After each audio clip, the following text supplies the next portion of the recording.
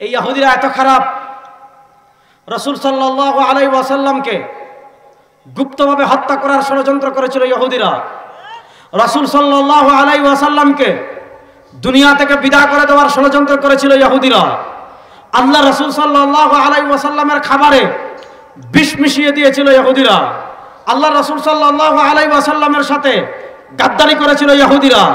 মদিনার সন্ধিপত্র লঙ্ঘন করে কাফেরদের সাথে হাত মিলিয়েছিল ইহুদিরা। সাহাবায়ে কেরামকে নানাভাবে হেনস্থা করার চেষ্টা করেছে ইহুদিরা।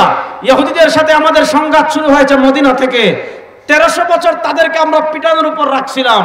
সর্বশেষ 1948 সাল থেকে সামান্য কয়েকজন ইসরায়েলের ইহুদি আমাদের উপর ছড়ি ঘোরাচ্ছে, আমাদের উপর পাওয়ার দেখাচ্ছে, গাজায় রক্ত ঝরাচ্ছে, ফিলিস্তিনে রক্ত ঝরাচ্ছে, মসজিদে আকসা দখল করে রাখছে।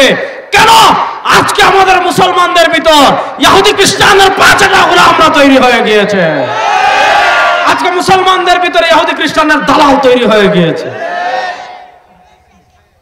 নচেত আমরা যদি বলি ইহুদিদের সাথে কোনো আপোষ হবে না, ইহুদিদের সাথে লড়াই হবে ইনশাআল্লাহ। ইনশাআল্লাহ না? ইনশাআল্লাহ বলেন ইনশাআল্লাহ। হাত তুলে বলেন ইনশাআল্লাহ। আগামী পৃথিবীতে দুইটা যুদ্ধ হবে ইনশাআল্লাহ। একটা যুদ্ধ হবে হিন্দুবাদী আধিপত্যবাদী শক্তির বিরুদ্ধে, আরেকটা লড়াই হবে ইহুদিবাদী আধিপত্যবাদী শক্তির বিরুদ্ধে। হিন্দুবাদী আধিপত্যবাদী শক্তিকেও আমরা পরাজিত করব, ইহুদিবাদী আধিপত্যবাদী শক্তিকেও আমরা পরাজিত করব। আমার যুবকরা লড়াইয়ের জন্য প্রস্তুত আছে না?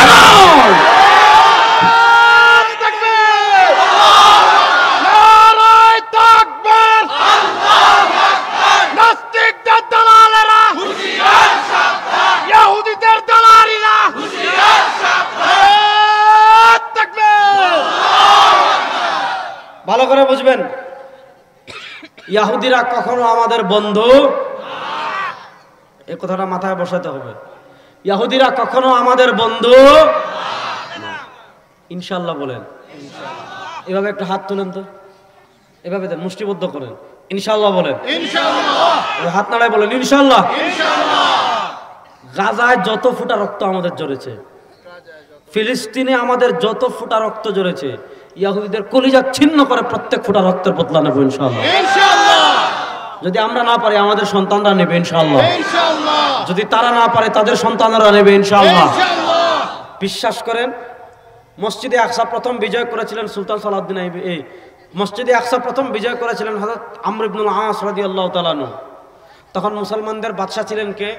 মুসলমানদের খলিফাতুল মুসলিমিন আমিরুল মুমিনিন ছিলেন কে? হযরত ওমর ইবনুল খাত্তাব রাদিয়াল্লাহু তাআলা আনহু। ওমর ইবনুল খাত্তাব যখন মসজিদে আকসা বিজয়ের খবর পেলেন, মুসলমানদের প্রথম কিবলা, তিনি গিয়েছেন আপনার ফিলিস্তিনে। তখন গিয়ে দেখলেন ওই খ্রিস্টানরা মসজিদে আকসা ময়লা করে রেখেছে। হযরত ওমর ইবনুল খাত্তাব রাদিয়াল্লাহু তাআলা আনহু নিজের জামা দিয়ে মসজিদে আকসার আঙ্গিনা পরিষ্কার করলেন। পরিষ্কার করে সেখানে তিনি 2 রাকাত নামাজ আদায় করলেন। এর বছর 500 বছরের পর বাইতুল মাকদিস আমাদের কাছে ছিল, খ্রিস্টানরা আবার দখল করেছে। 90 বছর রেখেছিল। 91 বছরের মাথায় হযরত সুলতান সালাহ উদ্দিন আইয়ুবী রহমতুল্লাহ আলাইহি আবার বাইতুল মাকদিস বিজয় করেছিলেন। এরপর 700 বছর আমাদের ছিল। 1948 সালে বাইতুল মাকদিসের পাওয়ার ক্ষমতা নিয়েছে ইসরায়েল। আজকে 2025 সাল চলে, প্রায় 77-78 বছর হয়ে গিয়েছে। 90 বছর পূর্ণ হতে 23 বছর বাকি, 13 বছর বাকি। 100 বছর পূর্ণ হতে 23 বছর, 100 বছর পূর্ণ হতে 23 বছর বাকি। ইনশাআল্লাহ 100 বছর পূর্ণ হওয়ার আগেই সুলতান সালাউদ্দিন আইয়ুবীর উত্তরসূরিরা পৃথিবীতে আবার জেগে উঠবে ইনশাআল্লাহ বলেন। আমি আপনাদের একটা গল্প শোনাই, তাহলে বুঝতে পারবেন। গত মাসের আগের মাস আমি কায়রোতে গিয়েছিলাম। কায়রো হলো মিশরের রাজধানী। মিশরের সাথে ডাইরেক্ট গাজার সীমান্ত আছে। আপনাদের নাটোরের সাথে ইন্ডিয়া আছে না নাই? আছে নি নাটোরে? নওগাঁর সাথে, নওগাঁর রাজশাহীর সাথে ইন্ডিয়া আছে না নাই? ইন্ডিয়া সীমান্ত দেখেছেন? কে কে দেখে হাত তুলুন তো। মাশাআল্লাহ। আর কিছু দেখেন না দেখেন, এটা ভালো জিনিস দেখছেন নাকি? আচ্ছা যাক, আপনি যদি মিশরে যান, তাহলে মিশরের ওই পারে হইল গাজা, এই পারে হইল রাফা। গাজা হইল ফিলিস্তিন আর রাফা হইল মিশরে। আমি গল্পটা এই জন্য শোনাচ্ছি আপনাদের ইমানি জজবা বৃদ্ধি করার জন্য। ওই পাশে হলো রাফা, এটা হলো মিসরে, ওই পাশে হলো গাজা, ফিলিস্তিনে। তো আপনারা জানেন গাজা একটা অসম যুদ্ধ হয়েছে গত 2 বছর। তো যুদ্ধ যখন প্রথম শুরু হয় তখন দেখা যাচ্ছে গাজা যারা আহত হইতো তাদের জন্য মিশর রাফা ক্রস মানে যে সীমান্ত আছে এটার গেট খুলে দিত, যার কারণে অনেক গাজায় আহত হয়ে কোথায় আসতো? রাফায় আসতো। আমরা কায়রো থেকে গেলাম 500 কিলোমিটার দূরে, এটা নিভৃত গ্রামে, এটা এরকম নাটোরের শহর টহর কিছু না, একদম নিভৃত একটা গ্রামে আমরা গেলাম। একটা বাড়ি দেখলাম এরকম, এটা তো মনে করেন 3 তলা, এরকমই 3 তলা, তবে আরো বড়। এক একটা রুম আমাদের বাসার মতো, এদিকে 2 হাত, এদিকে 2 হাত, এদিকে 2 হাত, এদিকে 2 হাত, 2 হাত 2 হাত 2 হাত করে এক একটা রুম। এদিকে পর্দা আছে, এদিকে পর্দা আছে, এদিকে পর্দা আছে। প্রত্যেক বাসার বাহিরে, প্রত্যেক তলার বাহিরে আপনার পাক শাক করার কি আছে? ব্যবস্থা আছে। ওই পর্দা দিয়ে এখানে এখানে একটা চৌকি রাখা, এখানে একটা চৌকি রাখা, এখানে একটা চৌকি রাখা। গাজায় যারা আহত হয়েছে একটা ফ্যামিলি এখানে থাকে, একটা ফ্যামিলি এখানে থাকে, একটা ফ্যামিলি এখানে থাকে। এখন আপনি চিন্তা করেন 10 হাতের একটা রুমে 3 পাশে 3টা চৌকি ফেলে পর্দা দিয়ে যদি 3টা ফ্যামিলি বসবাস করে তাহলে কি পরিমাণ কষ্টে আছে এবং কি পরিমাণ ত্যাগ করে এবং কি পরিমাণ ব্যথা নিয়ে এই 10 হাতের বাসায় 30 মানে 3টা ফ্যামিলি থাকে। তাহলে আমরা গিয়েছি একটা বাসায় উঠলাম, 3টা ফ্যামিলি আছে। প্রথমে এক বাইকে দেখতে গেলাম, তার 2 হাতও নাই, তার 2 পাও নাই। বিশ্বাস করেন আমার শরীরের পশম দাঁড়িয়ে যাচ্ছে। তার 2 পা কাটা, কারণ ইসরায়েলের সাথে যুদ্ধে গিয়েছিল। ইসরায়েল উপর থেকে বোমা মেরেছে, বোমা মেরেছে দূরে। বোমার স্পিন্ডার মানে বোমা মারার পর বোমার বিভিন্ন অংশভাবে উড়ে উড়ে বিভিন্ন জায়গায় যায়। তো বোমার স্পিন্ডার উড়ে এসে একটা অংশ তার হাতে লেগেছে, আরেকটা অংশ তার পায়ে লেগেছে। তাকে ইমার্জেন্সি এই পারে রাফায় নিয়ে আসা হয়েছে। ডাক্তার বলেছে তার 2 হাত কেটে ফেলতে হবে, ডাক্তার বলেছে তার 2 পা কেটে ফেলতে হবে। বাস, একদম তাগড়া যুবক, মনে করেন 30 থেকে 32 বছর বয়স হবে, কিন্তু একেবারে টাটকা একজন তাগড়া যুবক। তার 2 হাতও নাই, তার 2 পাও নাই, তার 2 হাতও কাটা, তার 2 পাও কাটা। আমরা তাকে কিছু সহযোগিতা করলাম, তাকে নিয়ে আমরা দোয়া করলাম। তো স্বাভাবিকভাবে আমরা বাংলাদেশ থেকে গিয়েছি, তার অবস্থা দেখে আমাদের খুব কষ্ট এসেছে। আমরা দোয়া যতটুকু পরে কান্নাকাটি করেছি। আমরা দোয়া যখন করতেছি সেও দোয়া করতেছে ঠিক, কিন্তু তাকে দেখলাম হাসতেছে। দোয়ার পরে সে আমাদেরকে বলতেছে যে সানাযহাবু মাআকুম ফিল আকসা। এ বেটা বাঙালিরা, বাংলাদেশি, তোমরা বাংলাদেশ থেকে আসছো, এত পেরেশান হয়েও না, এত কান্নাকাটি করো না। আজকে তোমাদের সাথে আমাদের সাক্ষাৎ হয়েছে এখানে কাহরায়। সানাযহাবু মাআকুম ফিল আকসা, আমরা তোমাদের সাথে কিছুদিনের ভিতর মসজিদে আকসায় যাব। ওয়া নুসাল্লি ফিল আকসা ইনশাআল্লাহ, তোমাদেরকে নিয়ে একসাথে মসজিদে আকসায় নামাজ পড়ব ইনশাআল্লাহ। আমাদের বাংলাদেশের মানুষের ঈমান, এজন্য তো আল্লাহ আমাদের উপর হাসিনারে চাপাই দেয়। আমাদের কিছু দোষ আছে না নাই? যুবকরা কথা বলেন, আমাদের কিছু দোষ আছে না নাই? তাহলে যেই জাতি 2 হাত 2 পা হারানোর পর বিশ্বাস হারায় না, এই জাতিকে পরাজিত করবে পৃথিবীতে এমন কোন পরাশক্তি আছে? এই জাতির নাম নিশানা মুছে দিবে পৃথিবীতে এমন কেউ আছে? সমস্যা হয় না আমাদের। আজকে আমরা নেতৃত্ব সংকটে ভুগছি, আজকে আমাদের উপর তারা আধিপত্যবাদ চাপিয়ে দিয়েছে। আমাদের যুবকদেরকে তারা বলে তোমার সেলিব্রিটি অমুক খেলোয়াড়, আমাদের যুবকদেরকে বলে তোমার সেলিব্রিটি অমুক প্লেয়ার, অমুক নায়ক, অমুক নায়িকা। আজকে তারা আমাদেরকে ইসলামের আদর্শ থেকে দূরে সরিয়ে দিচ্ছে।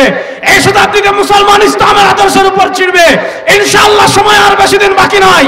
ফিলিস্তিন আবার আমাদের হবে, বাইতুল মাকদিস আবার আমাদের হবে, দিল্লি আবার আমাদের হবে, তুরস্ক আবার আমাদের হবে, জাজিরাতুল আরব আমাদের হবে, বাংলাদেশের সংসদে আবার কালেমার পতাকা উড়বে। প্রস্তুত আছেন তো সবাই ইনশাআল্লাহ? জোরে বলেন না, প্রস্তুত আছেন তো ইনশাআল্লাহ? এই ইহুদিদের সাথে আমাদের শত্রুতা শুরু হলো। হযরত ঈসা আলাইহিস সালাতু ওয়াস সালাম বনি ইসরাইলের দিকে, বানু ইসমাইল আমরা। এই যুদ্ধ আগামী পৃথিবীতে চূড়ান্ত একটা যুদ্ধ হবে, যেটাকে বলে আল মালহামাতুল কুবরা। সেই চূড়ান্ত যুদ্ধে মুসলমানদের নেতৃত্ব দিবেন ঈসা, আর ইহুদিদের নেতৃত্ব দিবে মাসিহুদ দাজ্জাল, কানা দাজ্জাল। আপনারা অনেকে ইসরায়েলের এক সৈন্যের ভিডিও দেখেছেন। ইসরায়েলের সৈন্যকে জিজ্ঞেস করেছে, এই তোমরা গাজার সব এইভাবে বোমা মেরে মানুষ মারছো, যে বিল্ডিংয়ে মানুষ নাই, যেখানে কোনো মানুষ নাই, এমনি খালি বিল্ডিং আছে, ওই বিল্ডিংয়ে বোমা মেরে কেন ধসিয়ে দিচ্ছ? হাসপাতাল কেন ধসিয়ে দিচ্ছ? মসজিদ কেন ভেঙে দিচ্ছ? মানে পুরা গাজাকে কেন বিলীন করে দিচ্ছ? মানে সাংবাদিক একজন ইসরায়েল সৈন্যকে পেয়ে তাকে জিজ্ঞাসা করেছে যে তোমরা কেন গাজাকে মাটির সাথে মিশিয়ে দিচ্ছ? সে জবাব দিয়েছে, আমাদের মহান নেতা আসবেন, নেতার জন্য গাজাকে প্রস্তুত করছি। তাদের নেতাকে কানা দাজ্জাল, অর্থাৎ তারা এখন থেকে কানা দাজ্জালের প্রস্তুতি নিচ্ছে। তারা কানা দাজ্জালের প্রস্তুতি নিতে থাকুক, আমরা ঈসা আলাইহিস সালামের অপেক্ষা করব না, বরং এই শতাব্দীতে আমরা মুসলমান আবার বাইতুল মাকদিস বিজয় করব ইনশাআল্লাহ। জোরে বলেন না ইনশাআল্লাহ। রাসূল সাল্লাল্লাহু আলাইহি ওয়াসাল্লামকে আল্লাহ তাআলা যে কয়েকটা মিশন দিয়ে পাঠিয়েছেন, তার ভিতরে একটা মিশন হলো ইয়াতলু আলাইহিম আয়াতি, কোরআনের মিশন। আচ্ছা বলেন, এখন দিন না রাত? জুড়ে বলেন সবাই, এখন দিন না রাত? রাতে আলো না অন্ধকার? ভালো করে বলেন, রাতে আলো না অন্ধকার? এখন দেখেন এখানে রাতে অন্ধকার। আজকে আপনারা ওয়াজ মাহফিলের আয়োজন করেছেন, রাতের অন্ধকার দূর করার জন্য বাতি লাগিয়েছেন, কারেন্ট এনেছেন। যদি কারেন্ট চলে যায়, জেনারেটরের প্রয়োজন হয়। এবার কথা বুঝেন, রাতের অন্ধকার দূর করতে হলে আলোর প্রয়োজন হয়, রাতের অন্ধকার দূর করতে হলে জেনারেটরের প্রয়োজন হয়। এখানে মাহফিল শেষ হয়েছে, মুনাজাত হয়েছে, আপনি বাড়িতে ফিরে যাচ্ছেন, এরকম ছোট রাস্তা দিয়ে আপনি বাড়িতে ফিরে যাচ্ছেন, গ্রামের ছোট আইল দিয়ে আপনি বাড়িতে ফিরে যাচ্ছেন, গ্রামের ছোট পথ দিয়ে আপনি বাড়িতে ফিরে যাচ্ছেন। এবার পথে সাপ থাকতে পারে, এবার পথে বিচ্ছু থাকতে পারে, এবার পথে আপনার বিষাক্ত প্রাণী থাকতে পারে, পথে কাদা থাকতে পারে, আপনি উষ্টা খেয়ে পড়ে যেতে পারেন, উঁচু নিচু গর্ত থাকতে পারে, গর্ত পড়ে আপনি হাড্ডি ভেঙে ফেলতে পারেন, অথবা গাছ থাকে, গাছের সাথে আপনি ধাক্কা খেতে পারেন, পাশে খাল আছে, আপনি খালে পড়ে যেতে পারেন, পাশে পুকুর আছে, আপনি পুকুরে পড়ে যেতে পারেন। তাহলে প্রশ্ন হলো, রাতের অন্ধকারে যখন সূর্য থাকে না, যখন দিনের আলো থাকে না, যখন চাঁদের আলো থাকে না, যখন পথ অন্ধকার হয়ে যায়, তখন আপনি নিরাপদে বাড়িতে পৌঁছাতে চান কেমনে? আপনি নিরাপদে বাড়িতে পৌঁছানোর জন্য আপনি টর্চ লাইট জ্বালান, আপনার কাছে টর্চ লাইট নাই, আপনার ওখানে কারেন্ট নাই, আপনার ওখানে জেনারেটর নাই, আপনার কাছে একটা ছোট্ট মোবাইল আছে, আপনি কি করেন? আপনার পকেট থেকে মোবাইলটা বের করেন, মোবাইলটা বের করে আর কিছু না পান আর না পান, মোবাইলের টর্চ লাইটটা জ্বালান। কেন মোবাইলের টর্চ লাইটটা জ্বালান? এজন্য জ্বালান, মোবাইলের সামান্য আলো রাতের অন্ধকার দূর করে দিবে, সামান্য আলো আপনাকে সাপ থেকে বাঁচাবে, আপনাকে বিচ্ছু থেকে বাঁচাবে, আপনাকে গর্তে পড়ে যাওয়া থেকে বাঁচাবে, আপনাকে পুকুরে পড়ে যাওয়া থেকে বাঁচাবে, আষাঢ়কে হাড্ডি ভেঙে যাওয়া থেকে বাঁচাবে। এবার বুঝেন, রাতের অন্ধকার দূর করতে হলে আলোর প্রয়োজন আছে না নাই? এবার আসেন, আমরা যেমন এখানে এভাবে বসে আছি, আল্লাহ রাসূল সাল্লাল্লাহু আলাইহি ওয়াসাল্লাম একদিন সাহাবা একরাম রিদওয়ানুল্লাহি আলাইহিম আজমাইনকে নিয়ে এভাবে বসে আছেন। আল্লাহ রাসূল সাল্লাল্লাহু আলাইহি ওয়াসাল্লাম যখন সাহাবা একরাম রিদওয়ানুল্লাহি আলাইহিম আজমাইনকে নিয়ে বসে আছেন, তখন আল্লাহ রাসূল সাল্লাল্লাহু আলাইহি ওয়াসাল্লামের হাতে লাঠি মুবারক ছিল। আল্লাহ রাসূল সাল্লাল্লাহু আলাইহি ওয়াসাল্লাম তার লাঠি মুবারক দিয়ে এভাবে একটা সুজা দাগ দিয়েছেন। আল্লাহ রাসূল সাল্লাল্লাহু আলাইহি ওয়াসাল্লাম এভাবে একটা সুজা দাগ দিয়েছেন। সুজা দাগ দিয়ে আল্লাহ রাসূল সাল্লাল্লাহু আলাইহি ওয়াসাল্লাম বলেন, আমার উম্মাহ ফাহাদা সিরাতুম মুস্তাকিম, আমার উম্মাহ ফাহাদা সিরাতুম মুস্তাকিম। এই সুজা পথটাই হলো জান্নাতের পথ। এই সুজা পথটাই হলো কিসের পথ? জান্নাতের পথ। এরপর আল্লাহ রাসূল সাল্লাল্লাহু আলাইহি ওয়াসাল্লাম কি করেছেন? সুম্মা খাত্তা আন ইয়ামিনিহি খুতুতা ওয়া আন শিমালিহি খুতুতা ওয়া ক্বালা ফাফি রাসি কুল্লি তরিকিন শাইতান ইয়াদউ আন-নাস ইলা নারি জাহান্নাম। আল্লাহ রাসূল সাল্লাল্লাহু আলাইহি ওয়াসাল্লাম সুজা পথ একে বলেছেন, আমার উম্মাহ এই সুজা পথটাই হলো জান্নাতের পথ। এরপর আল্লাহ রাসূল সাল্লাল্লাহু আলাইহি ওয়াসাল্লাম কি করেছেন? সুম্মা খাত্তা আন ইয়ামিনিহি খুতুতা, সুজা পথের ডানে অনেকগুলো পথ দিয়েছেন, ওয়া আন শিমালিহি খুতুতা, বামে আরো অনেকগুলো পথ দিয়েছেন। বলেছেন এই যে সুজা পথ, এই পথের ডানে বামে সামনে পিছনে আরো অনেকগুলো পথ তৈরি হবে। ফাফি রাসি কুল্লি তরিকিন শাইতান, ফাফি রাসি কুল্লি তরিকিন শাইতান, ফাফি রাসি কুল্লি তরিকিন শাইতান ইয়াদউ আন-নাস ইলা নারি জাহান্নাম। এই সুজা পথের ডানে আরো অনেক পথ তৈরি হবে, সুজা পথের বামে আরো অনেকগুলো পথ তৈরি হবে। এই জান্নাতের পথের ডানে বামে যত পথ তৈরি হবে, আল্লাহ রাসূল সাল্লাল্লাহু আলাইহি ওয়াসাল্লাম বলেন, ফাফি প্রত্যেকের পাতার প্রত্যেক পথের মাথায় বসে থাকবে এক একটা শয়তান। ইয়াদউন নাস ইলা নারি জাহান্নাম, মানুষদেরকে সহজ ইসলাম শেখাবে, মদিয়ার ইসলাম শেখাবে, আধুনিক ইসলাম শেখাবে, স্মার্ট ইসলাম শেখাবে, ডিজিটাল ইসলাম শেখাবে। ইয়াদউন নাস ইলা নারি জাহান্নাম, প্রত্যেক পথের মাথায় বসে থাকবে এক একটা শয়তান। ওই শয়তান মানুষদেরকে ডেকে ডেকে জাহান্নামে নিয়ে যাবে। তাহলে বোঝা গেল দুনিয়াতে শয়তানের পথ আছে না নাই? জোরে বলেন, জোরে বলেন, শয়তানের পথ আছে না নাই? এবার প্রশ্ন হলো, শয়তানের পথ আপনি কেমনে দূর করবেন? বাংলাদেশে মনে করেন যারা একদম ডাইরেক্ট মুশরিক, দেওয়ানবাগী, নাম শুনছেন নি? কথা বলেন না, দেওয়ানবাগীর নাম শুনছেন? দেওয়ানবাগীর পীর বলছে জান্নাতে সে আল্লাহ রাসূলের মেয়ে ফাতেমাকে বিয়ে করবে। এবং দেওয়ানবাগীর ইসলাম কি জানেন? দেওয়ানবাগী বলছে আল্লাহ রাসূল সাল্লাল্লাহু আলাইহি ওয়াসাল্লামের পরে পৃথিবীতে ইসলাম মরে গিয়েছিল। ওই যে ইসলাম মরে গিয়েছে 1400 বছর পরে সেই মরা ইসলামকে আবার জিন্দা করছে। আচ্ছা বলেন, যে বলবো ইসলাম মরে গেছে, আমি মরা ইসলামকে জিন্দা করছি, সে মুসলমান না কাফের?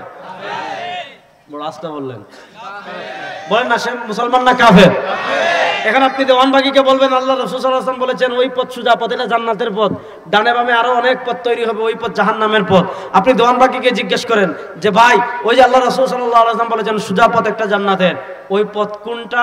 দেওয়ানবাগী বলবে আমারটা ডাইরেক্ট জান্নাতের পথ।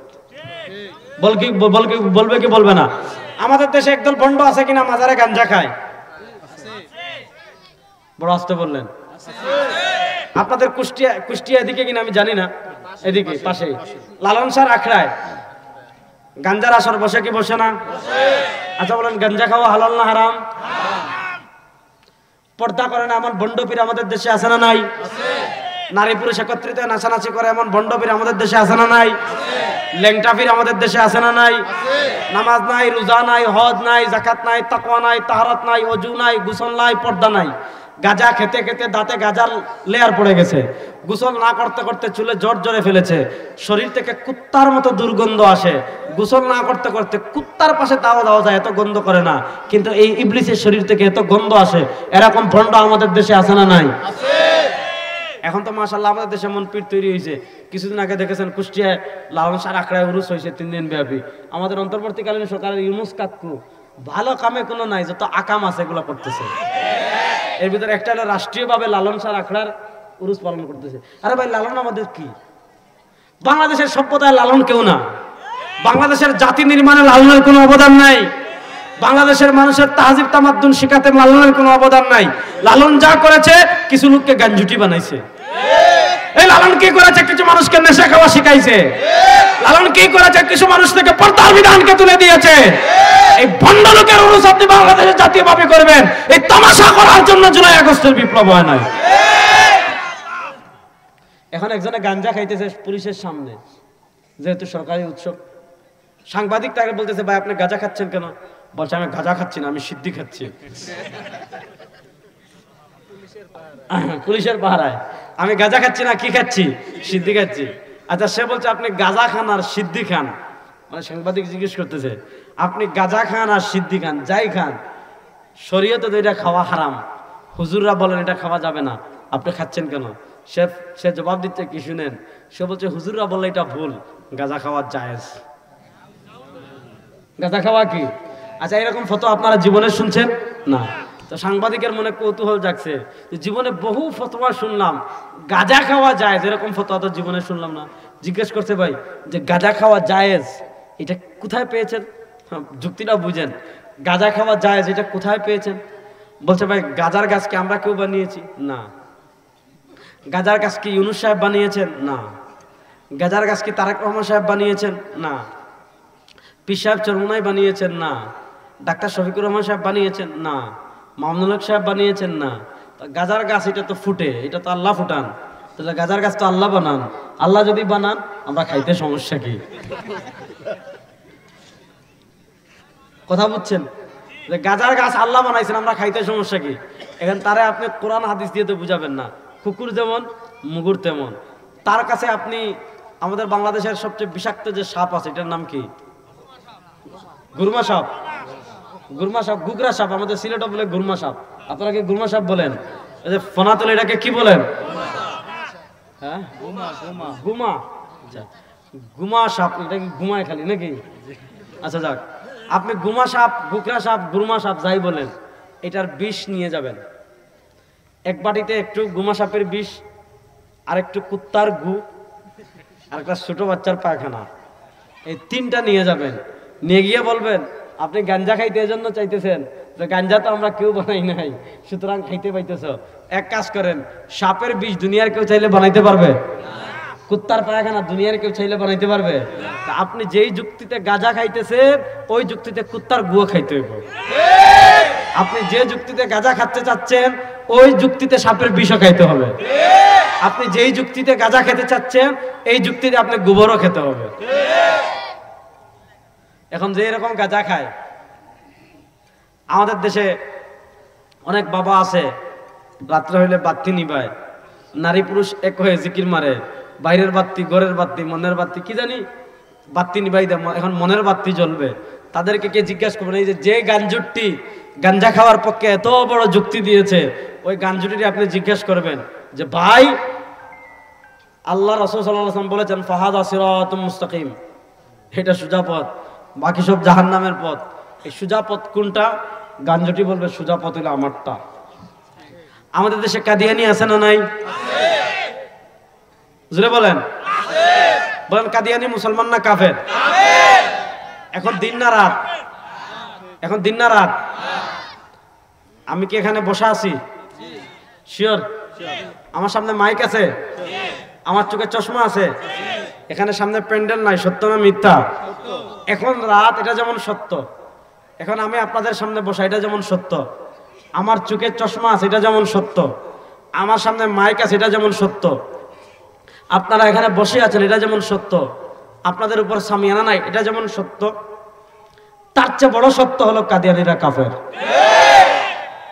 কিন্তু এখানে পেশটা লাগে কি শুনেন, আমাদের কালিমা কি লা ইলাহা ইল্লাল্লাহ মুহাম্মাদুর রাসূলুল্লাহ। বলেন না আমাদের কালিমা কি লা ইলাহা ইল্লাল্লাহ মুহাম্মাদুর রাসূলুল্লাহ।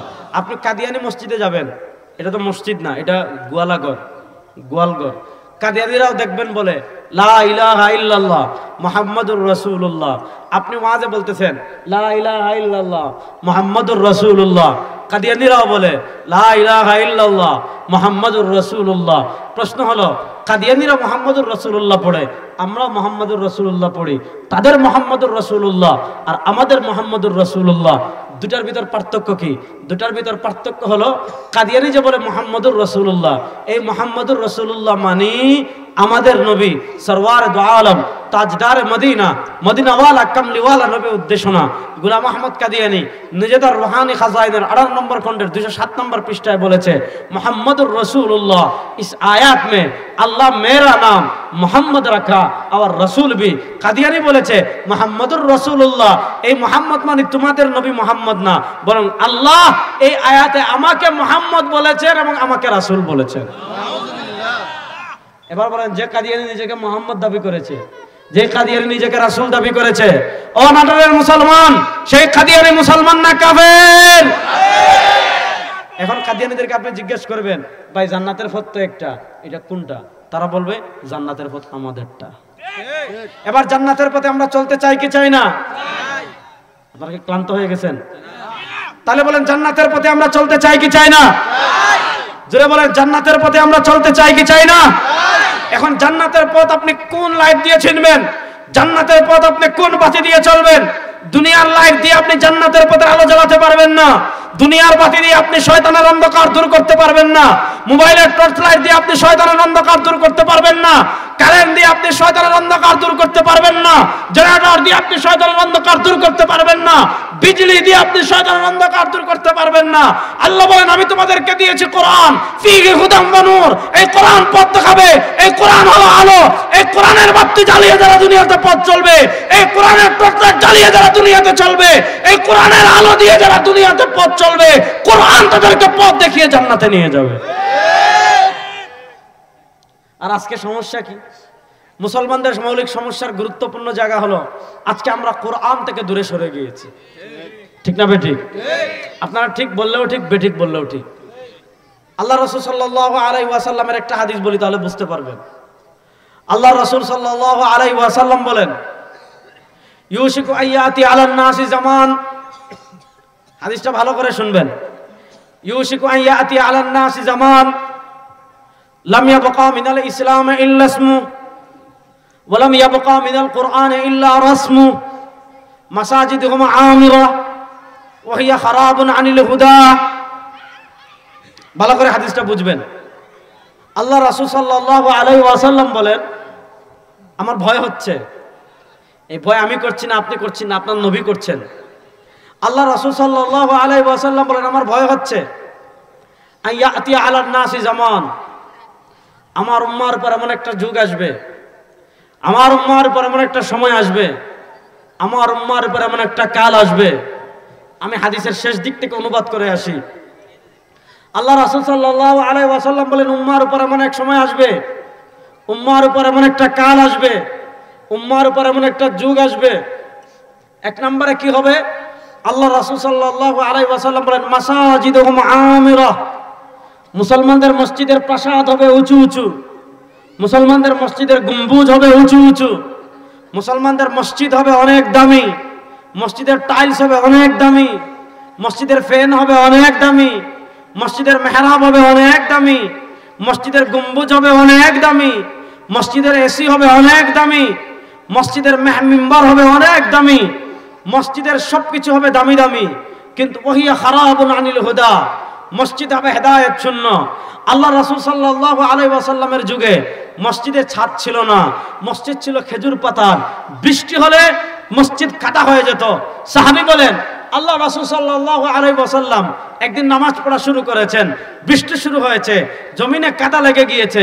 আল্লাহ রাসূল সাল্লাল্লাহু আলাইহি ওয়াসাল্লাম সিজদা দিয়েছেন। সাহাবী বলেন, নামাজের পরে দেখলাম হাত্তা রাআইতু আসারাত তির ফি ওয়াজহি রাসূলিল্লাহ সাল্লাল্লাহু আলাইহি ওয়াসাল্লাম, নামাজের পর দেখলাম আল্লাহ রাসূল সাল্লাল্লাহু আলাইহি ওয়াসাল্লামের চেহারা মুবারকে, নামাজে যে তিনি মাটিতে সিজদা দিয়েছেন, মাটিতে সিজদায় মাটি মানে কাদা রাসূল সাল্লাল্লাহু আলাইহি ওয়াসাল্লামের চেহারা মুবারকে লেগে গিয়েছে। আল্লাহ রাসূল সাল্লাল্লাহু আলাইহি ওয়াসাল্লামের যুগে মসজিদে দামি টাইলস ছিল না, উঁচু গম্বুজ ছিল না, দামি ফ্যান ছিল না, স্বর্ণের তারকা ছিল না, কিছুই ছিল না।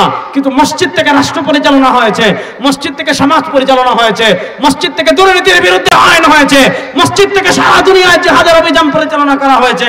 আজকে মসজিদে সব ঠিক আছে, মসজিদ থেকে সমাজ পরিচালনা হওয়া দূরের কথা, মসজিদ থেকে রাষ্ট্র পরিচালনা হওয়া দূরের কথা, মসজিদ থেকে যুদ্ধের বাহিনী প্রেরণ করা দূরের কথা। আজকে মসজিদে নামাজ পড়ার জন্য ঠিকমতো মানুষই পাওয়া যায় না। আমরা তো বাংলাদেশে রাত্রে চলি, আপনি ফজরের সময় রাস্তার পাশে এমন মসজিদ পাবেন, এত সুন্দর মসজিদ, দামি টাইলস, দামি মিনার, দামি আসবাবপত্র, দামি টয়লেট, দামি পেশাবের জায়গা, দামি বাতি ঝিলমিল ঝিলমিল ঝিলমিল ঝিলমিল করে। আপনি নামাজ পড়তে নামবেন ফজরের সময়, দেখবেন ইমামও নাই, মুক্তাদিও নাই, মুসল্লিও নাই, পুরা মসজিদ খালি। ফজরের সময় একজন দুইজন তিনজন হয়, অথবা মসজিদে মুসল্লি নাই, কেউই আসে নাই। এমন নজির আমাদের দেশে আছে না নাই? আল্লাহ রাসূল সাল্লাল্লাহু আলাইহি ওয়াসাল্লাম এক নম্বরে বলেছেন, মসজিদ হবে উঁচু উঁচু, গম্বুজ থাকবে, মসজিদে হেদায়েত থাকবে না। আজকে আমাদের মসজিদ হেদায়েত শূন্য হয়ে যাচ্ছে। আমরাও চাই মসজিদে সুদের বিরুদ্ধে বয়ান করা যাবে না, ঘুষের বিরুদ্ধে বয়ান করা যাবে না, দুর্নীতির বিরুদ্ধে বয়ান করা যাবে না, দুঃশাসনের বিরুদ্ধে বয়ান করা যাবে না, মসজিদে সরকার বিরোধী বয়ান করা যাবে না, ভারতের বিপক্ষে বয়ান করা যাবে না, হ্যাঁ ইসলাম প্রতিষ্ঠার কথা বলা যাবে না, ইসলামী দ্বীনের কথা বলা যাবে না, কোরআনের কথা বলা যাবে না। সবাই চায় মসজিদে যেন শুধু আসমানের উপরের কথা আর জমিনের নিচের কথা থাকে। দেখা যায় মসজিদের ইমাম সাহেব যদি সুদের বিরুদ্ধে কথা বলেন, ঘুষের বিরুদ্ধে কথা বলেন, দুর্নীতির বিরুদ্ধে কথা বলেন, জুলুমের বিরুদ্ধে কথা বলেন, পরের সপ্তাহে ইমাম সাহেবকে বলা হয়, হুজুর আপনি ধর্ম নিয়ে বাড়াবাড়ি করবেন না। আরে ভাই, যার পেটে বোমা মারলে সূরা ফাতিহা পড়তে পারবে না, যার পেটে বোমা মারলে সূরা ফাতিহা পড়তে পারবে না, সেও আজকে আলেমদেরকে শিখায় যে হুজুর আপনারা ধর্ম নিয়ে বাড়াবাড়ি করবেন না। আছে না নাই? আল্লাহ রাসূল সাল্লাল্লাহু আলাইহি ওয়াসাল্লাম এক নম্বরে বলেছেন, মাসাজিদুহুম আমিরা, মসজিদ হবে উঁচা উঁচা, কিন্তু মসজিদ হবে হেদায়েত শূন্য। আজকে আমাদের সমাজে উঁচা উঁচা মসজিদ আছে, হেদায়েত নাই। আল্লাহ রাসূল সাল্লাল্লাহু আলাইহি ওয়াসাল্লাম বলেছেন, ওয়ালাম ইয়াবকা মিনাল কুরআন ইল্লা রাসমু, ঘরে ঘরে কোরআন থাকবে, ঘরে ঘরে কোরআন থাকবে। আজকে বাংলাদেশের যত মুসলমান আছে, খুব কম বাসা এমন পাবেন, খুব কম ঘর এমন পাবেন যেই করে কোরআনের একটা কপি নেই, যেই করে কোরআনের একটা নুসখা নাই, যেই করে কোরআনের একটা মুসহাফ নাই। আল্লাহ রাসূল সাল্লাল্লাহু আলাইহি ওয়াসাল্লাম বলেন, এই উম্মার উপর এমন একটা সময় আসবে, এই উম্মার উপর এমন একটা সময় আসবে, এই উম্মার উপর এমন একটা কাল আসবে, এই উম্মার উপর এমন একটা যুগ আসবে। আল্লাহ রাসূল সাল্লাল্লাহু আলাইহি ওয়াসাল্লাম বলেন, ওয়ালাম ইয়াবকা মিনাল কুরআন ইল্লা রাসমু, ঘরে ঘরে কোরআন থাকবে, অন্যান্য বইয়ের মতো কোরআন এটাকে রসমি বই বানিয়ে ফেলবে, কোরআন দিয়ে তাবিজ দিবে, কোরআন দিয়ে ঝাড়ফুঁক করবে, কোরআন দিয়ে আপনার জিন তাড়াবে, কোরআন লিখে গাছে লটকাবে যাতে গাছে ফল হয়, কোরআনের আয়াত লিখে খেতে লটকাবে যাতে খেতে ফসল হয়, কোরআনের আয়াত লিখে গাড়িতে লটকাবে যাতে গাড়িতে অ্যাক্সিডেন্ট না হয়, কোরআনের আয়াত লিখলে সন্তান সম্ভব হয় স্ত্রীর গলায় লাগাবে যাতে বাচ্চা সহজে প্রসব হয়, সমস্যা নাই। কোরআনের আয়াত লিখে তাবিজ দেওয়াও জায়েজ, কোরআনের আয়াত লিখে ঝাড়ফুঁক করাও জায়েজ, কোরআনের আয়াত লিখে ফসল ফলানোর জন্য গাছে লটকানো জায়েজ। কিন্তু আল্লাহ কোরআন দিয়েছেন শুধু ঝাড়ফুঁক করার জন্য না, আল্লাহ কোরআন দিয়েছেন শুধু তাবিজ দেওয়ার জন্য না, আল্লাহ কোরআন দিয়েছেন শুধু গাছে লটকানোর জন্য না, আল্লাহ কোরআন দিয়েছেন শুধু গড়ে লটকানোর জন্য না, আল্লাহ কোরআন দিয়েছেন আমাদের সংবিধান হিসাবে, আল্লাহ কোরআন দিয়েছেন ঘর থেকে নিয়ে রাষ্ট্র পর্যন্ত চলবে আল্লাহ কোরআনের আলোকে।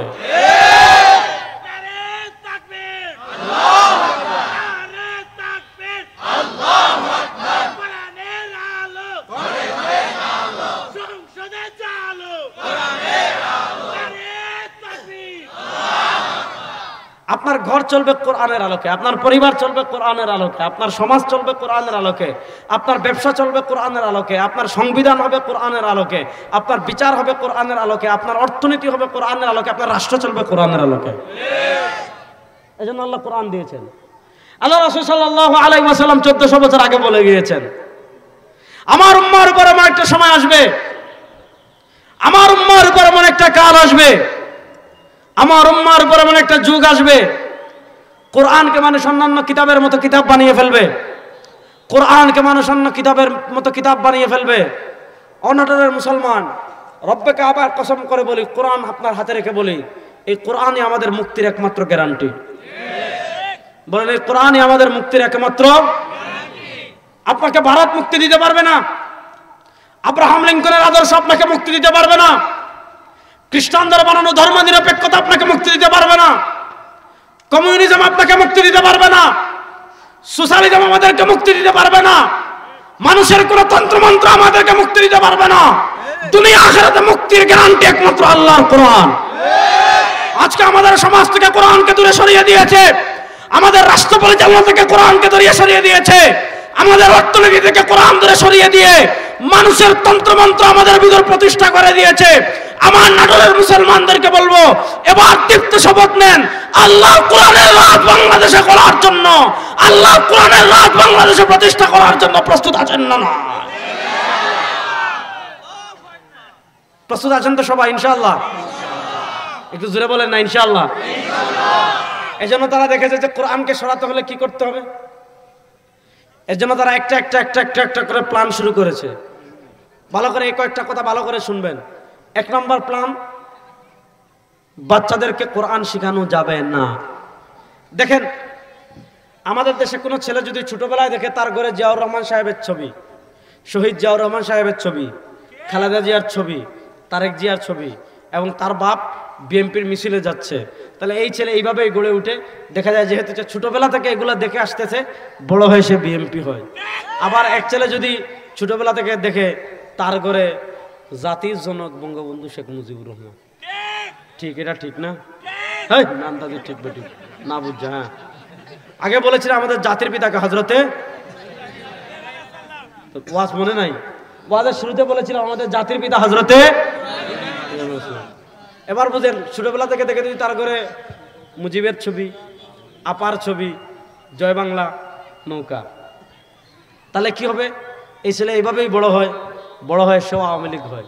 আবার ছোটবেলা থেকে যদি দেখে তার পিসাব, তার ছেলে চরমের ফাল্গুন মাহফিলে যায়, অগ্রহায়ণের মাহফিলে যায়, আবার হাত পাখা করে লটকাই রাখছে, তো ছেলে এইভাবেই বড় হয়। রাসূলুল্লাহ সাল্লাল্লাহু আলাইহি ওয়াসাল্লাম বলেছেন, কুল্লু মাউলুদিন ইউলাদু আলাল ফিতরা, প্রত্যেক ছেলে ফিতরাতের উপর জন্মগ্রহণ করে।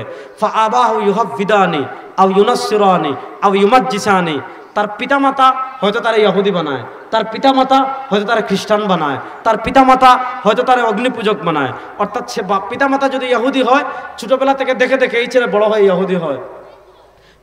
পিতামাতা যদি খ্রিস্টান হয়, এই ছেলে ছোটবেলা থেকে দেখে দেখে রোজা রাখার কথা বলেন নাই, আল্লাহ তাআলা প্রথম ওহীতে হজ করার কথা বলেন নাই, আল্লাহ তাআলা প্রথম ওহীতে যাকাত দেওয়ার কথা বলেন নাই। আল্লাহ তাআলা প্রথম ওহীতে বলেছেন কি, ইকরা, পড়ুন, বিসমি রাব্বিক, আপনার রবের নামে। রবের পরিচয় কি? আল্লাযী খালাক। আপনার দুনিয়াতে ছিলেন না, আপনার 14 গোষ্ঠী কেউ দুনিয়াতে ছিল না, মানুষ নামে কেউ দুনিয়াতে ছিল না, সারা দুনিয়ার সব মানুষকে সৃষ্টি করেছেন আল্লাহ। তো আল্লাহ তাআলা প্রথম ওহী নাজিল করেছেন, ইকরা বিসমি রাব্বিক, পড়েন আপনার রবের নামে। রবের পরিচয় কি? আল্লাযী খালাক, যিনি সৃষ্টি করেছেন। এবার দেখেন, ইসলামের প্রথম ওহী এসেছে রবের নামের শিক্ষা দিয়ে। আল্লাহ তাআলা প্রথম ওহী কেন রবের নামের শিক্ষা পড়ার দিয়ে ইসলামের সূচনা করলেন? আপনারা জানেন, হযরত ঈসা আলাইহিস সালাম দুনিয়া থেকে চলে যাওয়ার পর আমাদের নবী করিম সাল্লাল্লাহু আলাইহি ওয়াসাল্লাম দুনিয়াতে আসার মধ্যবর্তী যে সময় আছে, এই সময় কে আমরা আইয়ামে জাহিলিয়াত বলি, এই সময়কে আমরা মূর্খতার যুগ বলি। মানুষ মূর্তি পূজা করত, মানুষ তারকার পূজা করত, মানুষ সূর্যের পূজা করত, মানুষ আগুনের পূজা করত, মানুষ পাথরের পূজা করত, মানুষ নেতার পূজা করত, মানুষ আবু জাহেলের পূজা করত। সারা দুনিয়া অন্ধকারে ডুবেছিল, সারা দুনিয়া শিরকে ডুবেছিল, সারা দুনিয়া কুফরে ডুবেছিল, সারা দুনিয়া গায়রুল্লাহর বিধানে ডুবেছিল, সারা দুনিয়া তাগুতের কাছে ডুবেছিল। এবার প্রশ্ন হলো, শয়তানের অন্ধকার দূর করবেন কেমনে? শিরকের অন্ধকার দূর করবেন কেমনে? কুফরের অন্ধকার দূর করবেন কেমনে? গায়রুল্লাহর অন্ধকার দূর করবেন কেমনে? তাগুতের অন্ধকার দূর করবেন কেমনে? আল্লাহ ছাড়া বান্দার গোলামের অন্ধকার দূর করবেন কেমনে? আল্লাহ বলেন, ইকরা বিসমি রাব্বিক, পড়েন আপনার রবের নামে। যেখানে আল্লাহর নামের পড়া শুরু হয়ে যাবে, যেখানে রবের নামের শিক্ষা চালু হয়ে যাবে, সেখান থেকে সব অন্ধকার দূর হয়ে যাবে। যেখানে রবের নামের শিক্ষা চালু হয়ে যাবে, পয়েন্টটা বুঝবেন, যেখানে রবের নামের শিক্ষা চালু হয়ে যাবে, মনোযোগ, যেখানে রবের নামের শিক্ষা চালু হয়ে যাবে, মনোযোগ, যেখানে রবের নামের শিক্ষা চালু হয়ে যাবে, সেখান থেকে শিরিক, কুফর, অন্ধকার, সব অনাচার, অত্যাচার, জুলুম, অত্যাচার, দুর্নীতি, চুরি, চাঁদাবাজি সব দূর হয়ে যাবে, সব দূর হয়ে যাবে। এজন্য ব্রিটিশ, এই পয়েন্টটা যুবকরা ভালো করে শুনবেন, মুরব্বীরা ভালো করে শুনবেন, ব্রিটিশরা আমাদেরকে শোষণ করেছে 190 বছর। 190 বছর পর তারা আমাদের থেকে বিদায় নিয়েছে ঠিক, কিন্তু তারা আমাদের উপর কি কি চাপিয়ে দিয়ে গিয়েছে? অর্থনীতি চাপিয়ে দিয়ে গিয়েছে, বিচার ব্যবস্থা চাপিয়ে দিয়ে গিয়েছে, আর কি চাপিয়ে দিয়ে গিয়েছে? শিক্ষা ব্যবস্থা চাপিয়ে দিয়ে গিয়েছে। আমাদের দেশের শিক্ষা সিলেবাস ব্রিটিশের, আমাদের দেশের বিচার ব্রিটিশের, আমাদের দেশের অর্থনীতি ব্রিটিশের, আমাদের দেশের আপনার রাষ্ট্রীয় কাঠামো ব্রিটিশের তৈরি করা। এবার বলেন, ব্রিটিশের বিচার ব্যবস্থা আপনারা কি চান? বড় আস্তে বলেন ভাই, ব্রিটিশের বিচার ব্যবস্থাটা 54 বছর দেখলেন। বাংলাদেশে খুন বন্ধ হয়েছে? বসেন, বাংলাদেশে খুন বন্ধ হয়েছে? আল্লাহকে সাক্ষী রেখে বলেন, খুন বন্ধ হয়েছে? এখন পত্রিকা, টেলিভিশন, ফেসবুক, ইউটিউব খুললে খুনের মামলা আছে না নাই? খুনের ঘটনা আছে না নাই? দর্শন বন্ধ হয়েছে? হয় নাই। খুন বন্ধ হয় নাই, দর্শন বন্ধ হয় নাই, চুরি বন্ধ হয় নাই, রাহাজানি বন্ধ হয় নাই, জাকাতি বন্ধ হয় নাই, সন্ত্রাসী বন্ধ হয় নাই, জায়গা জমি দখল বন্ধ হয় নাই, মানুষের উপর জুলুম বন্ধ হয় নাই। যে আইন 54 বছরে এগুলো বন্ধ করতে পারে নাই, 54,000 বছরেও পারবে না। ব্রিটিশের আইন 54 বছরের বাংলাদেশে ব্যর্থ হয়েছে। যে আইন 54 বছরের ব্যর্থ হয়েছে, আমার যুবকদেরকে বলবো, এবার তোমরা ঐক্যবদ্ধ হয়ে আওয়াজ তুলো। যে আইন 54 বছর বাংলাদেশে ব্যর্থ হয়েছে, ওই ব্রিটিশের আইন বাংলাদেশে আমরা আর চাই না। এবার আল্লাহর কোরআনের আইন বাংলাদেশে প্রতিষ্ঠা করার জন্য প্রস্তুত আছেন না? নয়?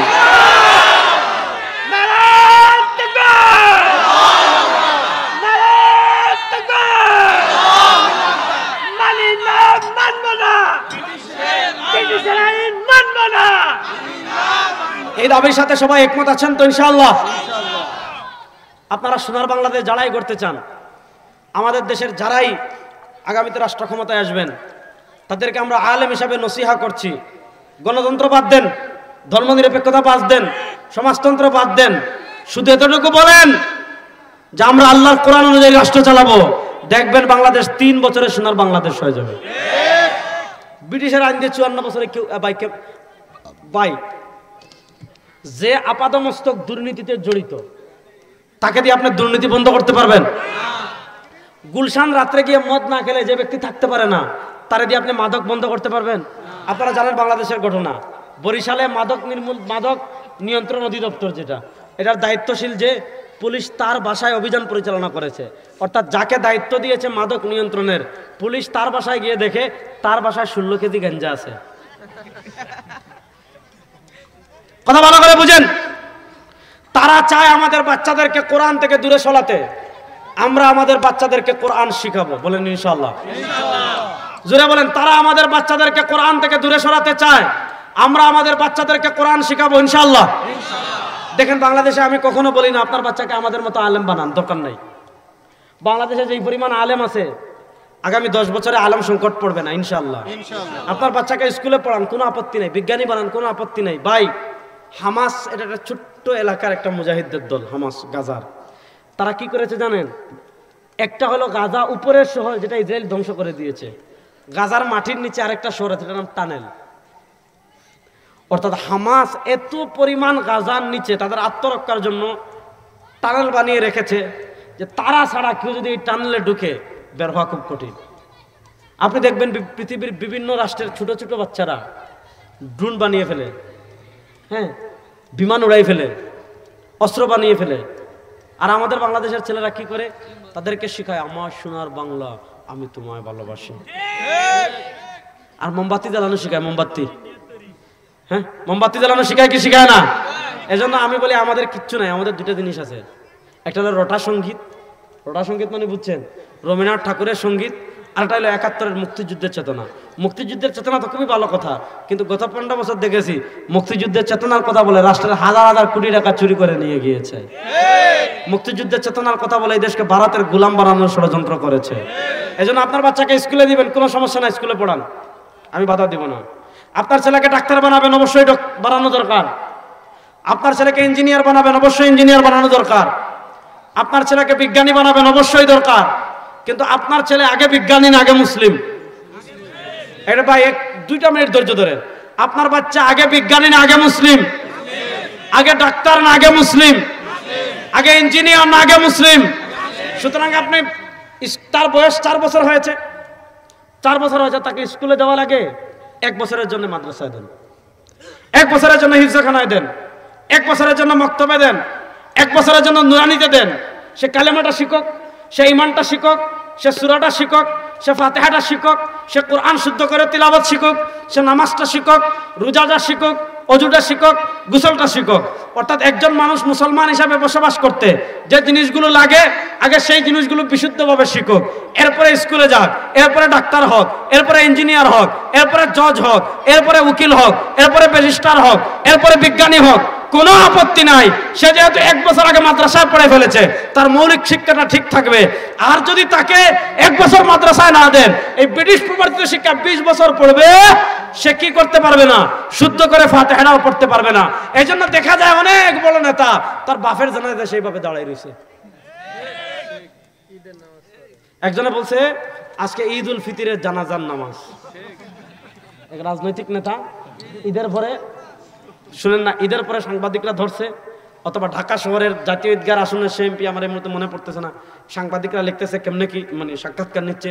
সে বলছে আমাদের ঈদ উল ফিতরের জানাজার নামাজ আগামীকাল সকাল 10 ঘটিকায় অনুষ্ঠিত হবে। আচ্ছা, যেই হোক, দরকার নাই। এরকম মূর্খ আমাদের দেশে আছে না নাই? তো তারা চায়, আমরা চ্যালেঞ্জ, তারা চায় আমাদের বাচ্চাদেরকে কোরআন থেকে দূরে সরাতে। আমরা এই শতাব্দীতে চ্যালেঞ্জ নিয়েছি, আমাদের প্রত্যেক বাচ্চার অন্তরে ঈমানের আলো জ্বালিয়ে দিব ইনশাআল্লাহ। এই দাবির সাথে আপনারা একমত আছেন তো সবাই ইনশাআল্লাহ? নারায়ে তাকবীর! 2 হাত তুলে একটু তাকবীর দেন তো ইনশাআল্লাহ। নারায়ে তাকবীর! আল্লাহু আকবার! হ্যাঁ হ্যাঁ, মা বোনরা বলবে মানুষই তো নাই ওয়াজে। নারায়ে তাকবীর! আল্লাহু আকবার! নারায়ে তাকবীর! আল্লাহু আকবার! কোরআন সুন্নাহর আলো ঘরে ঘরে জ্বালো, ঘরে ঘরে জ্বালো, কোরআন সুন্নাহর আলো। এটা ঠিক আছে, কোরআন সুন্নাহর আলোকে খালি ঘরেই জ্বালবেন। আমরা তো 54 বছর কোরআন সুন্নাহর আলো ঘরে জ্বালছি, এবার সংসদে জ্বালবো ইনশাআল্লাহ। ইনশাআল্লাহ, এই কয়েকজন ইনশাআল্লাহ বসে, বাকিরা নাই। এই 54 বছর বাংলাদেশে নানা তন্ত্র মন্ত্র দেখেছেন, আর কিচ্ছু চাই না, এবার ইসলামকে ক্ষমতায় নেব ইনশাআল্লাহ। এই আল্লাহর কোরআনের সংসদ বাংলাদেশে প্রতিষ্ঠা করার জন্য প্রস্তুত আছেন? কোরআনের আইন জারি হোক, বাংলাদেশে রাজি আছেন? বাংলাদেশে 54 বছর অনেককে দেখেছি কেউ খুন বন্ধ করতে পারেন নাই। এবার যারাই বাংলাদেশের রাষ্ট্র ক্ষমতায় যাবেন, মানুষের সামনে ওয়াদা দিতে হবে, এবার সংসদ হবে আল্লাহর কোরআনের সংসদ ইনশাআল্লাহ। নারায়ে তাকবীর। এই যুবকরা তোমরা বসে আছো কেন? তাকবীর দিতে হবে তো ভাই ইনশাআল্লাহ। নারায়ে তাকবীর। আল্লাহু আকবার। কোরআন সুন্নাহর আলো সংসদে জালো, কোরআন সুন্নাহর আলো সংসদে জালো। নারায়ে তাকবীর। ইনশাআল্লাহ বলেন ইনশাআল্লাহ। এবার পৃথিবীতে বিশ্বাস করেন, সমুদ্রে যখন ঢেউ তৈরি হয়, সমুদ্রের ঢেউ আটকানোর ক্ষমতা পৃথিবীর কারো নাই। সমুদ্রের ঢেউ আশ্রে পড়বেই পড়বে পারে। এই শতাব্দীতে ইসলাম জয়ের ঢেউ উঠেছে, ইসলামের বিজয়ের ঢেউ উঠেছে। আফগানিস্তানে উঠেছে, সিরিয়ায় উঠেছে, কিছুদিনের ভিতর শুনবেন আফ্রিকার মালায় উঠবে, তুরস্কে উঠবে, তুর্কিস্তানে উঠবে, ইনশাআল্লাহ ইয়ামানে উঠবে, জাজিরাতুল আরবে উঠবে, মিশরে উঠবে, উজবেকিস্তানে উঠবে, তুর্কমেনিস্তানে উঠবে, তাজিকিস্তানে উঠবে। কিছুদিনের ভিতর বাংলাদেশেও ইসলাম বিজয় হবে ইনশাআল্লাহ বলেন ইনশাআল্লাহ। এই শতাব্দীতে ইসলামকে কেউ দাবায় রাখতে পারবে না ইনশাআল্লাহ বলেন ইনশাআল্লাহ। ইসলামকে বিজয় করার জন্য প্রস্তুত আছেন তো ইনশাআল্লাহ ইনশাআল্লাহ। জোরে বলেন, ইসলামকে বিজয় করার জন্য প্রস্তুত আছেন তো ইনশাআল্লাহ ইনশাআল্লাহ। পৃথিবীর সকল আধিপত্যবাদী শক্তির বিরুদ্ধে লড়াই করার জন্য প্রস্তুত আছেন ইনশাআল্লাহ ইনশাআল্লাহ। ভারতের আধিপত্যবাদের বিরুদ্ধে লড়াই করার জন্য প্রস্তুত আছেন ইনশাআল্লাহ। ভারতের দালালেরা হুঁশিয়ার সাবধান, হুঁশিয়ার সাবধান, ভারতের দালালেরা। নারায়ে তাকবীর। আল্লাহু আকবার। এই শতাব্দী হবে ইসলামের বিজয়ের শতাব্দী ইনশাআল্লাহ বলেন ইনশাআল্লাহ। আল্লাহ ইসলামের পক্ষে থাকার তৌফিক আমাদের সবাইকে দান করেন। আল্লাহ ইসলামের বিজয় ত্বরান্বিত করার তৌফিক আমাদের সবাইকে দান করেন। কেউ উঠবেন না। এই যে মাদ্রাসার উদ্যোগে আজকের মাহফিল হলো, আপনারা খুশি না বেজার? যদিও কুয়াশা, আপনাদেরও কষ্ট হচ্ছে, এই কুয়াশার ভিতরে যারা ছিলেন, এটা একটা বিশাল কি হয়, হ্যাঁ সেটাই বলতেছি, এটা বিশাল ব্যয়বহুল মাহফিল। আপনারা জানেন গতকালকে আবহাওয়া খারাপ ছিল। আপনারা রুমাল নিয়ে যাবে, স্বেচ্ছায় যে যা পারেন একটু দিয়ে শরীক হবেন তো ইনশাআল্লাহ। এভাবে হাত তুলেন তো সবাই। নারায়ে তাকবীর। বড় আস্তে বললেন, বলেন না নারায়ে তাকবীর। আমাদের স্বেচ্ছাসেবক ভাইরা যেই, যদি ডান পকেটে টাকা থাকে ডান হাত ঢুকান, যদি বাম পকেটে টাকা থাকে বাম হাত ঢুকান। আমাদের স্বেচ্ছাসেবক ভাইরা প্রবেশ করবে, আপনারা যে যা পারেন তা দান করেন মাশাআল্লাহ। এই যে আমাদের যুবক ভাইরা ঢুকে